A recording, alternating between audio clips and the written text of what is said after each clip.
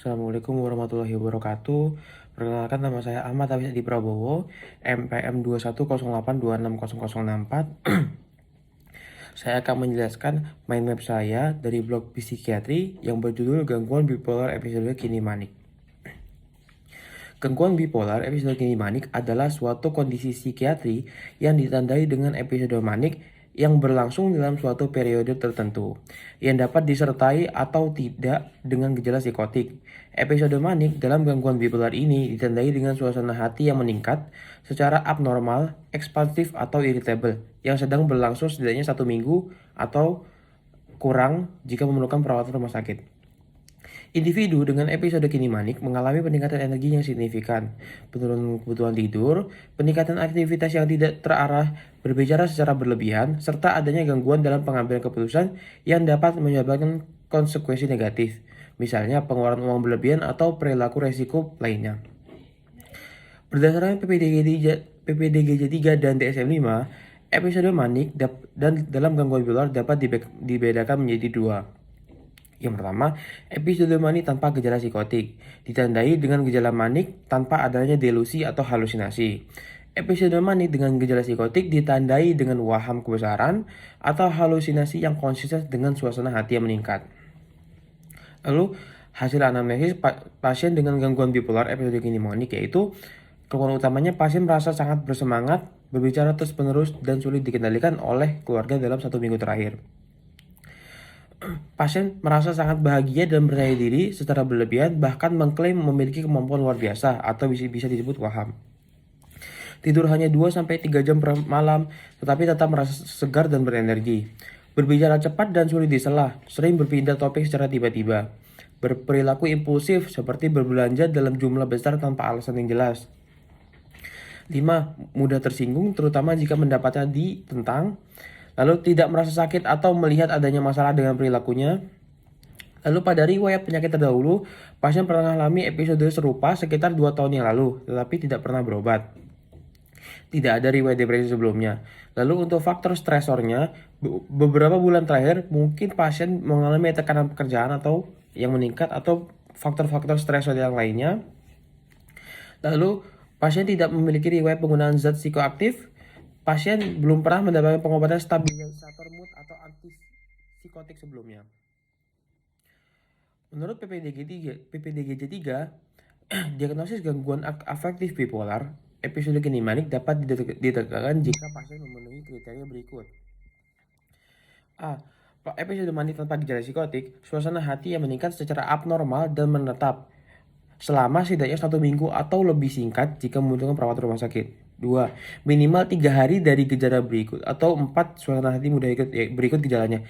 Peningkatan aktivitas atau kegelisahan motorik, bicara berlebihan, lack of idea atau sensasi berpikir lebih cepat dari biasanya, kehilangan kontrol diri, atau kurangnya penghambatan sosial, belanja berlebihan, perilaku seksual berisiko, dan sebagainya.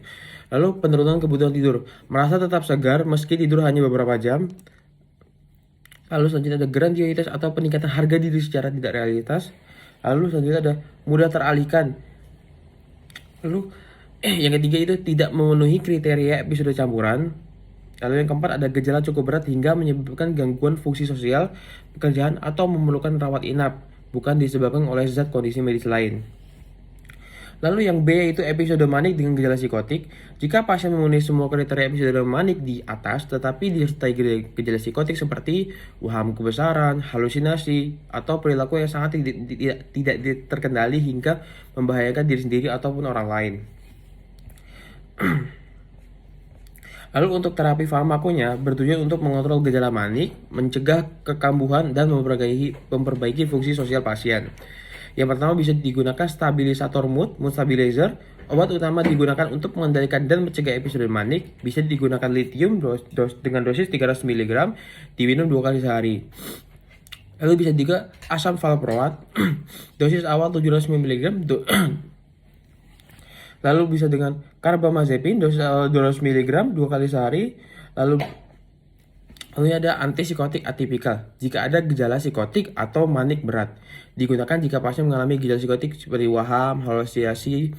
Bisa digunakan risperidon dosis awal 2 mg dengan dosis 2 mg per hari. Lalu bisa dengan aripiprazol, yaitu dosis awal 10 sampai 15 mg per hari dapat ditingkatkan hingga 30 mg per hari. Lalu bisa juga menggunakan haloperidol, yaitu antipsikotik tipikal, digunakan jika jika perlu tetap. Dosis awal 1 sampai 5 mg dapat diberikan setiap 4 sampai 8 jam jika diperlukan. Lalu ada benzodiazepin tambahan untuk mengontrol agitasi akut, digunakan jika pasien mengalami gelisah, agresif, atau sulit tidur, yaitu bisa menggunakan lorazepam, clonazepam. Jika manik jika manik ringan sedang, mood stabilizer saja, misalnya lithium atau valproat. Jika manik berat dengan psikotik, mood stabilizer plus antipsikotik atipikal. Jika agitasi berat, tambahkan benzodiazepin untuk sementara waktu. Lalu ada beberapa catatan penting, yaitu lithium tidak boleh digunakan pada gangguan ginjal atau pasien dengan penyakit hipotiroid. Valproat tidak direkomendasikan pada wanita hamil karena risiko teratogenik. Antipsikotik tipikal lebih disukai dibandingkan antipsikotik tipikal karena efek samping. Lalu benzodiazepin hanya untuk pengguna jangka pendek karena risiko ketergantungan. Lalu kita bisa memberikan edukasi pada pasien bipolar episode gini manik, yaitu yang pertama, ya pasti pemahaman tentang penyakitnya. Gangguan bipolar adalah gangguan mood kronis yang menyebabkan perubahan suasana hati ekstrim antara episode manik, depresif, atau campuran.